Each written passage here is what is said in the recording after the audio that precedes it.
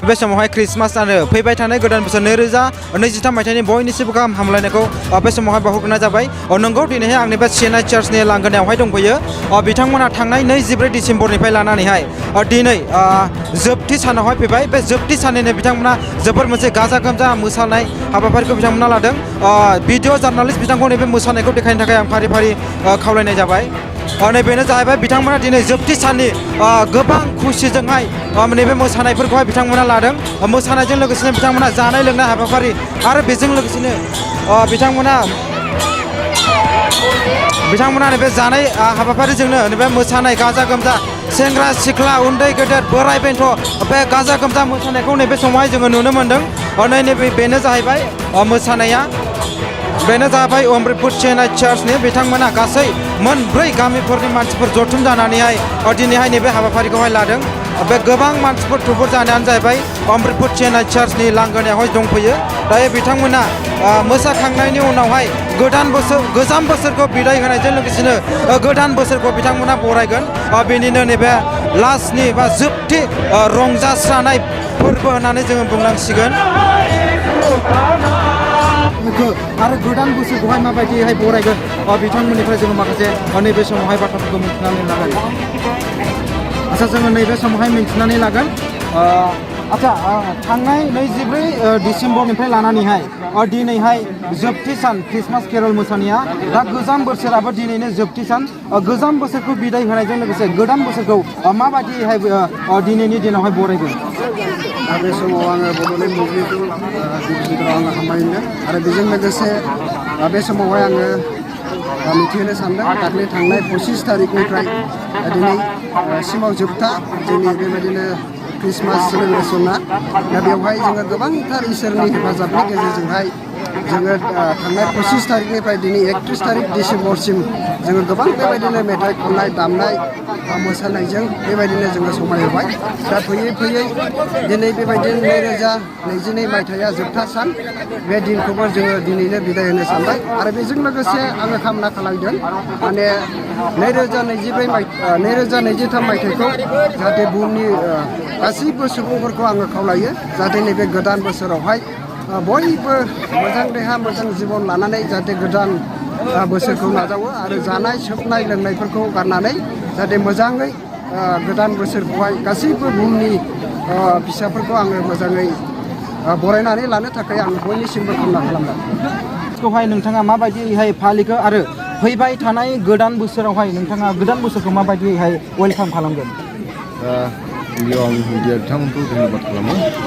जोङो बे 2022खौ 2022 मायथाइखौ जोङो इसोरनि अननायाव मोजाङै मोजां जोङो दिनै दा मोनायाव बिदाय खालामगोन आरो 2023 मायथाइखौ 2023 मायथाइखौ जोङो आसा खालामो इसोरनि अननायाव मोजाङैनो जोङो जेरै बे गोजाम बोसोरखौ बिदाय होदों बैखौबो जोङो बिदाय होनो मोनगोन होननानै आसा खालामो। जोबोद साबायखर थाबाय आरो बे समावहाय जों गोबां मानसिफोरनिफ्राय नैबे समावहाय मिन्थिनानै लाबोगोन गोजाम बोसोरावहाय बिथांमोना माबायदिहाय जिउ खांबोदोंमोन आरो गोदान बोसोरावहाय माबायदिहाय गोदान बोसोरखौ बरायगोन जों बे समावहाय गोबां सुबुंफोरनिफ्राय मिन्थिनानै लाबोगोन। देग्लायनि गोदान बोसोरखौहाय नोंथाङा माबायदिहाय बरायगोन?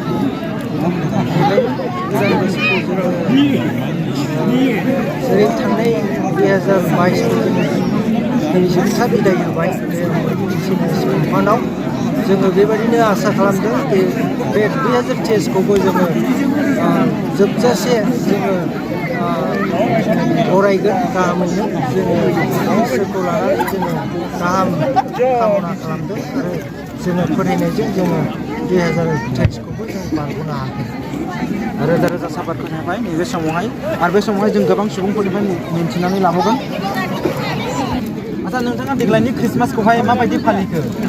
देग्लायनि क्रिसमासखौ जों गोबां रंजानायजों फालिदों। बेखौ जों बोसोरसे मानि जों नेनाय थानाय जायो आरो दिनै गोबां एक्साइटमेन्टजों जों नेनाय थानाय जादोंमोन। खिन्थु दिनैनि बे क्रिसमासआव जों मोनफैनानै बेमायनो एक्साइटेडजों एबा गोबां रंजानायजों जों बेखौ फालिदों आरो बे फालिनायनि गेजेरजों जोङो न'खर न'खर हाबनानै जों केरल हिसाबै जोङो रंजानाय जिसु ख्रिस्टखौ जों बाख्नायनानै जों बेखौ नाजावनाय जादों आरो दिनै बे एक्साइटमेन्टआ दिनै जोंनि बे क्रिसमासआव जोङो बेरखांदों आरो जों गोबां रंजानायजों बेखौ दिनैनि गोजाम बोसोरखौ जोङो बिदाय होदों आरो जोबथारनायाव बयनिसिमबो एडभान्सआवनो हेपि निउ इयार आरो बेखिनिखौ माने आं आसा नोंथाङा देग्लायनि ख्रिस्टमासखौ माबायदि फालियो? देग्लायनि ख्रिस्टमासआ ओरैबायदि जादों जोबथा होनजायो गाजा गोमजायाव आरो फैगोन 2023 मायथाइयावबो बेबायदिनो जाबावगोन होनना जों मिजिंथिदों आरो ख्रिस्टमासखौ नोंथाङा माबायदि फालियो आरो गोदान बोसोरखौहाय गोजाम बोसोराव नोंथांमोना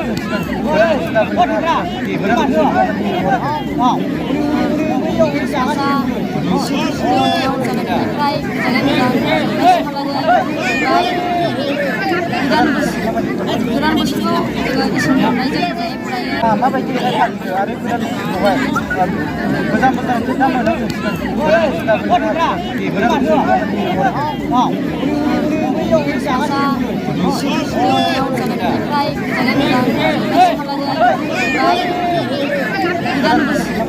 गोदान बोसोरखौ इसोरनि अननायजों फरायो जेराव फैगोन समफोराव जोङो इसोरनि रायजोआव बेबायदिनो गाजा गोमजायै इसोरनि जोनोम सानखौ फालिफिननो मोनबावो बेखौनो आसा ख्रिस्टमासखौहाय माबायदि फालियो? देग्लायनि बे ख्रिस्टमासखौ जोङो बिराद गाजा गोमजायै लैखोर जोङो फालिदों बयनिसिमबो जोङो जोंनिफ्राय हेपि ख्रिस्टमास होननानै हामलायथि बावहरबाय आरो लोगोसे बे गोदान बोसोर 2023 मायथाइखौ आसा खालामो बयबो मोजाङै बारग'होगोन।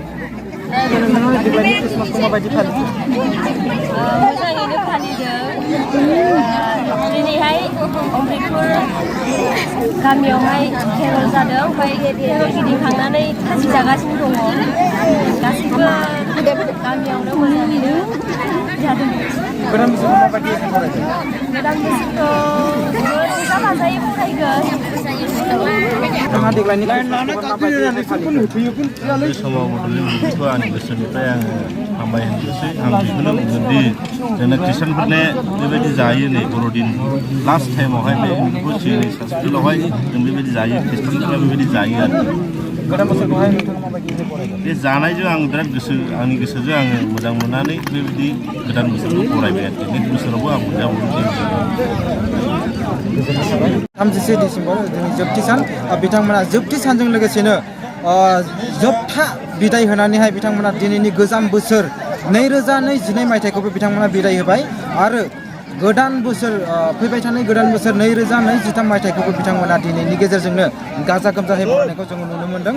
गसाइगावनिफ्राय सदीप नार्जारिनि खौरां।